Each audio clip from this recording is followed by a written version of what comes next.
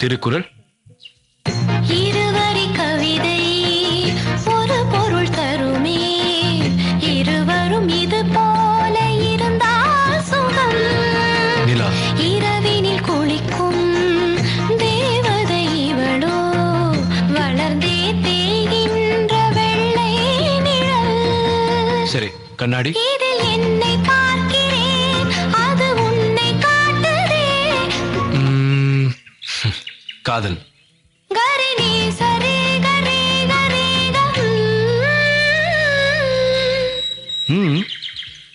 நம் நான்கு கண்ணில் தோன்றுகின்ற ஒற்றை கனவடா. Wow, beautiful.